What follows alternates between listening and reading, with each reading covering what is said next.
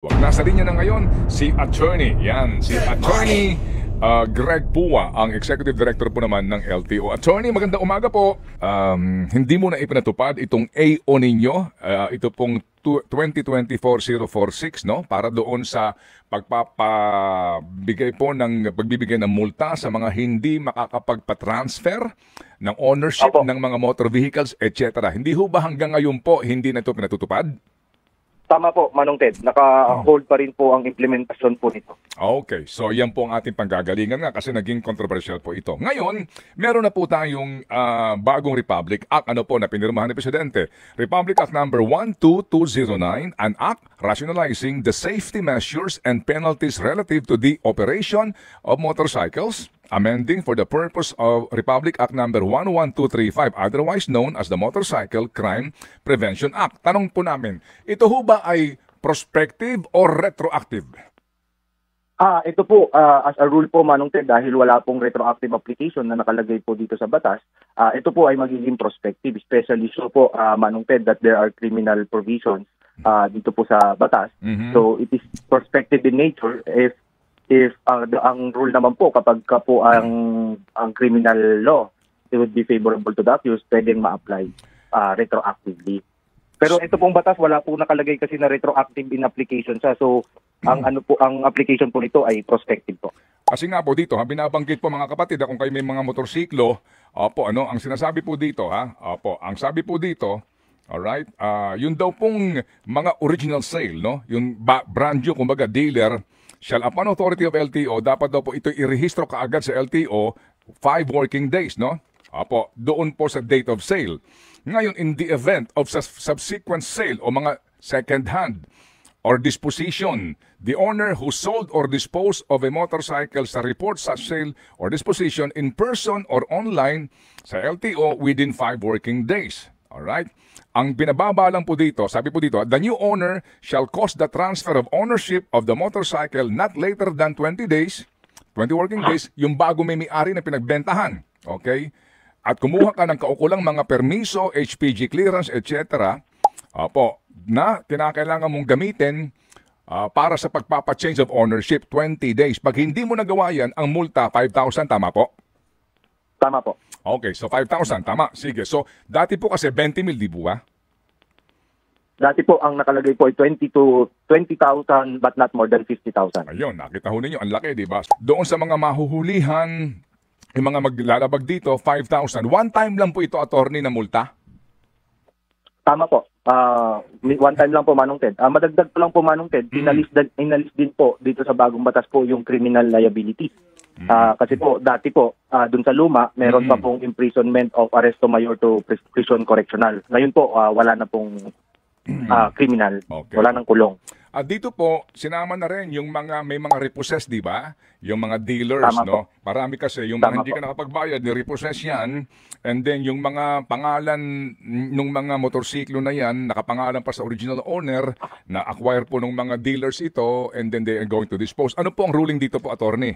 Nakalagay na po dito sa bagong batas po na lahat po ng dealer na magre-repossess ng motorsiklo, dapat po ibalik shall revert the motorcycle registration to the name of the dealer and record it in the system. So kailangan po pagka may ni-repossess ang dealer, i-report nila sa LTO at kailangan po yung kung nakapangalan po yung motorsiklo kay Juan de la Cruz, kailangan po mailagay po ito kay ABC dealer, yung rehistro para po whatever kanino man po mabenta, si dealer pa rin po ang magbebenta. Hindi na po mawawala na po sa eksena si Juan de la Cruz. Okay, sige po. And then ito ho, sakop nito yung mga buy and sell business, no? Hindi lang talaga yung mga dealers na may mga brand na motorsiklo. Yes po, tama po, Manong Ted. Okay, at dito po ang multa ay 5,000 pesos. Kung sakasakali po na hindi mo magawa ito o ikaw yung dealer o yung buy and sell. Tama po, Manong Ted. 5,000 sa bawat motorsiklo. Tama po, Manong Ted. Okay, eto ngayon ang klaro na po 'yan, ha? Opo. Pati doon sa mga nagmamaneho, di po ba na walang plate number, tapos yung plaka mo ay ninakaw o nawala na hindi mo ini-report. Ano pong rule dito ngayon sa bagong batas? Kapag po may plate number na nawala at hindi kailangan pong i-report ito sa LTO within 72 hours. Kung hindi po ito hindi po ito na i-report, meron din pong multa na 5,000. Kapag naman po yung nawala na plaka ay nagamit po sa krimen, meron ang penalty po ay 10,000. Ayan. So, klaro po yung mga kapatid. Ha? Kapag po tayo nawala ng plate number, report nyo kaagad. Pablatar kayo kaagad. Report kaagad kayo sa LTO at sa HPG para safe na safe po kayo. Yes po. Ang wala lang man dito, Manong Ted, sa bagong batas ay yun pong pagre-report within 5 working days in case of mga disposition po. Pero kung mapapansin po natin, Manong Ted, yung pong 20 working days to transfer of the application of the new owner to transfer, which is similar po doon po sa ating anti-carnapping. Manong Ted, considering na as I said po, yung 20 working days within which to transfer, nakalagay po ito sa provision ng anti-carnapping law, which made no distinction whether it is a motor vehicle and it is a motorcycle. Dito naman po, inadapt naman po yung provision na yon dito po sa bagong batas. So consistent po yung dalawang Republic Act. Ang wala lang po doon sa anti-carnapping ay yun pong 5 days to report. And then yung multa. Yung multa. So atin pong aaralin na pag nag-issue po tayo ng bagong administrative order, atin pong aralin na kung ano po yung ma-adapt natin, which would be applicable po for both motorcycle and motorcycle, which are inconsistent po sa batas na applicable for motorcycle and motor vehicle. Ano ba ang sinasabi ng batas? Kapag ako yung may-ari ng kotse, okay? Opo. Ngayon, ito'y ibinenta ko sa pamamagitan ng blank deed of sale. Di ba? Yun ang usual po na practice. Okay, ngayon, bumili sa akin, buy and sell. Ako may-ari nito. So, yung pong nakabili nun, sino po ang dapat magpunta sa LTO para doon sa change of ownership nito? Ilang araw lang binibigay sa akin para mag-report ako sa LTO? Pag hindi ko in-report, magkano ang multa ko at anong kulong ko? Doon po sa anti-carnapping law po, ang may responsibilidad po ay new owner po, Manong Ted, at 20 working days po. Okay. Yung pong kulong, meron pong kulong yun, pero multa po, wala po. Okay, may kulong.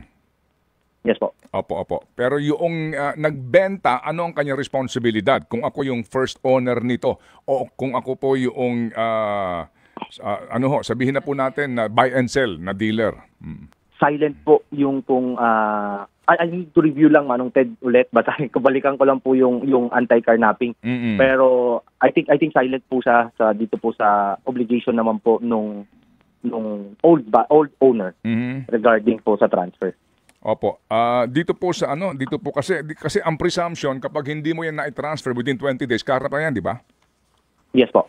Tama po, Manong Ted. Yes, opo. Karnap na yan. And then, kinakailangan pang patunayan mo na hindi karnap, etc. Kaya may kulong po ito, no? Tama po, Manong Ted. Itong IRR nito, wala bang kaukulang penalties na nababayaran multa? Yung IRR po ng anti-carnapping? Opo. Wala rin po. I need to check lang na IRR, pero offhand po, ang tingin ko po wala kasi wala naman po nakalagay na multa sa batas. So dapat sa IRR, wala din po.